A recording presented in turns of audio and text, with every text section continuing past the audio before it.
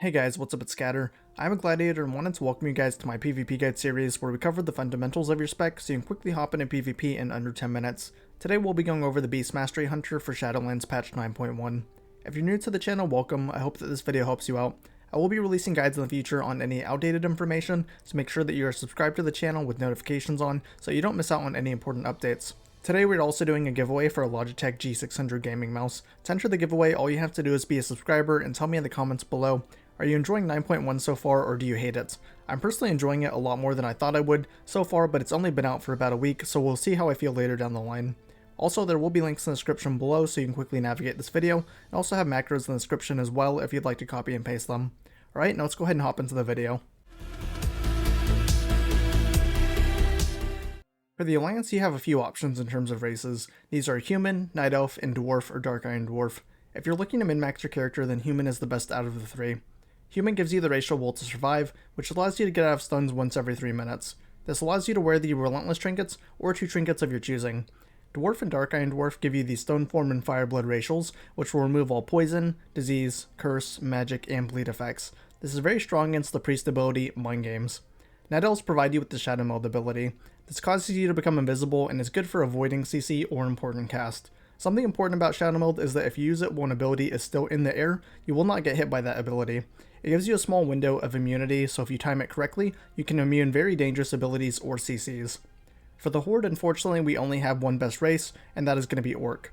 Orcs have the racials Hardiness and Blood Fury. Hardiness will give you a passive 20% stun reduction. Do be aware, however, that this does not stack with the Relentless trinkets. And then Blood Fury will simply give you an extra burst cooldown. And lastly, our 2 best stats that you'll be wanting to stack are Versatility and Haste. Versatility simply increases the damage that we do and decreases the damage that we take in PvP, and Haste will give us more chances to proc our Flayed Shot Covenant ability that we'll talk about later. After these 2 stats, you'll be wanting Mastery followed by Crit. Starting things off with your talents, and the level 15 row we're going to be picking up Animal Companion. This will give you an extra pet, but do be aware it will put a hidden aura on that causes both your pets and any pets you summon to do 35% less damage. This doesn't affect us though, since we won't be taking any pet summoning abilities.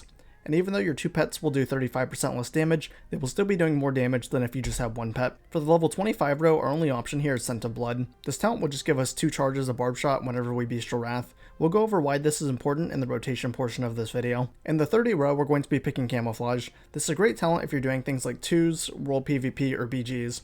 If you're able to reset and get out of combat, make sure that you make use of the fact that Camouflage heals you for 2% of your maximum health every second. It is also very strong if you're doing Arena and playing something that wants to open strong and do a lot of damage coming out of stealth, such as Thug Cleave or Jungle Cleave.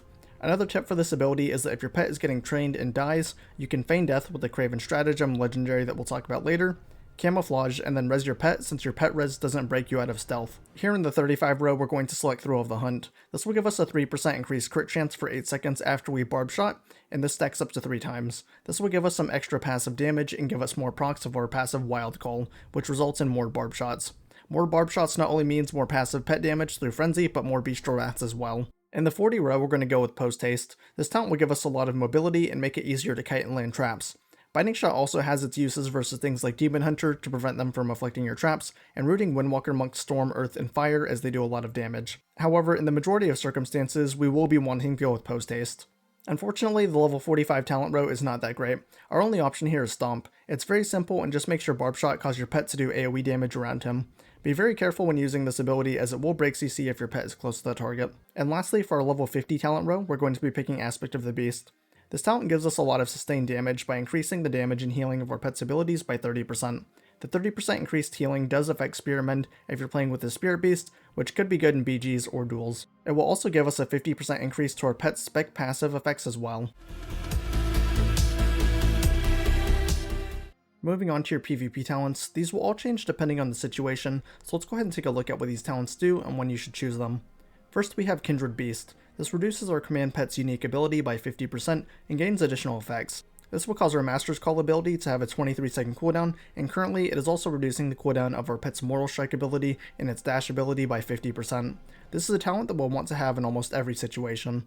Next, we have Roar of Sacrifice. This ability makes you or an ally immune to critical strikes for 12 seconds, and it's on a 1-minute cooldown. This is extremely powerful against very bursty teams like RMD or Thug that are looking to global someone. The only downside is that your pet takes 20% of the damage that is done to that target, so try not to run this against rock comps where your pet is already dying. Moving on, we have Dragon Scale Armor. This talent just makes it to where you take 20% less damage from magic damage over time effects. This is a talent that is very good into rock comps as it's just a passive damage reduction. Next we have Survival Tactics. This talent has so many uses with its ability to remove dots and also provides you with a 90% damage reduction for 1.5 seconds. If timed correctly, you can negate very high damaging abilities such as Chaos Bolts. Next we have one of our high skill cap talents, and that's going to be High Explosive Trap. This very simple knockback ability does have a ton of uses, and is strong on maps such as Blade's Edge or Dalaran Sewers. You can use it to knock healers out of line of sight to add to your CC chain, knock DPS as a peel, or knock someone out of Earthen Wall Totem or Spirit Link from Shamans. One of the more niche talents that we have is Wild Kingdom. This will dismiss your current pet for 10 seconds and summon a new one. While your current pet is dismissed, that will heal for 30% of its max health. I would only really recommend this talent if you're facing a team that you know tends to kill your pet a lot.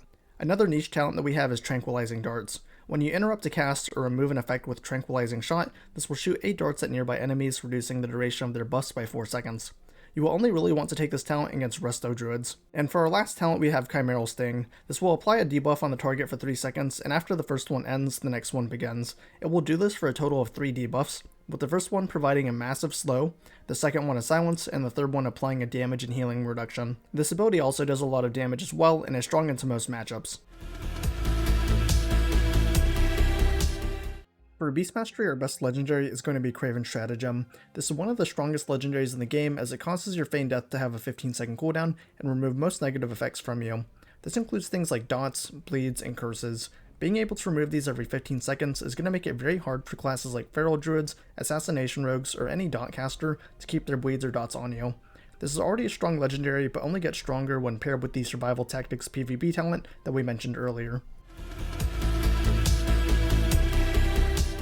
Your best covenant for PvP is going to be the Venthyr. The Venthyr offers the Flayed Shot ability. This puts a dot on the target, and every time it ticks, it has a chance to allow you to use your Kill Shot ability for free, regardless of the target's health and with increased damage. They will also give you the Door of Shadows ability, which simply allows you to teleport to the target location. For your Soulbind, I'm going to recommend picking Nausea the Mistblade and following this path. Nausea provides us with many passes, but here are a few of the more notable ones. Thrillseeker, Agent of Chaos, and Fatal Flaw.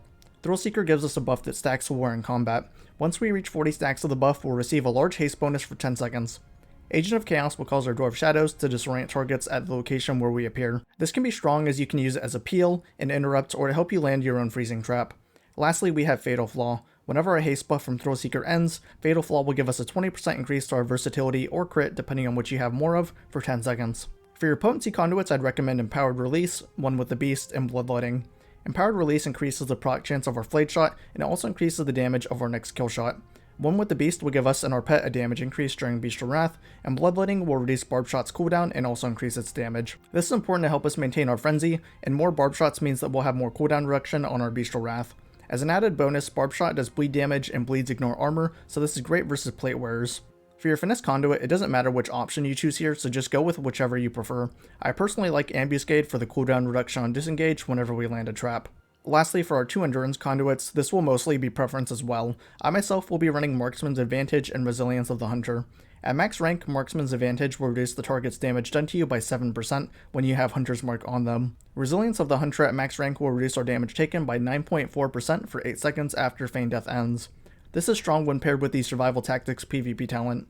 Our Craven Stratagem legendary also reduces the cooldown of our Feigned Death to 15 seconds. If we have a max rank Marksman's Advantage and a max rank Resilience of the Hunter, we can have over a 50% uptime on a 16.4% damage reduction.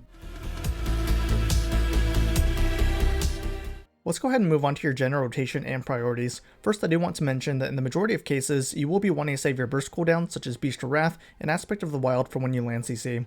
Second, it's important to understand one of the most important abilities for Beast Mastery, and that's going to be Barb Shot. This ability will reduce the cooldown of Bestial Wrath by 12 seconds every time you use it, but also give your pet a buff called Frenzy. This will increase your pet's attack speed by 30%, stacking up to 3 times, and it lasts for 8 seconds. This is a big part of your damage, and you will be wanting to refresh this buff as late as possible to maximize the amount of time your pet has the Frenzy buff. If you run out of Barb Shots, you will most likely have to wait till you have 2 stacks of Barb Shot in order to start the chain again. Also make sure that you are dumping your Barb Shot stacks before you Bestial Wrath, since our Scent of Blood talent will give us 2 charges. Outside of your burst window, you'll want to make sure that you're using Flayed Shot off cooldown and using your Kill Shot procs immediately. If you're lucky, you can have Kill Shot procs chained back to back and it can help you secure the kill. Versus other hunters, you'll want to use Flayed Shot on their pet since the majority of them are running Craven Stratagem and can dispel the debuff off of themselves when they use their Feign Death. Next, you want to make sure that you're not capping on focus and keeping up your Frenzy buff for as long as possible. Be sure to kill shot targets below 20% health, kill command off cooldown, and cast Cobra Shot as a filler. For your pets, you're going to want to make sure that you have a Cunning pet that offers the Mortal Wounds debuff.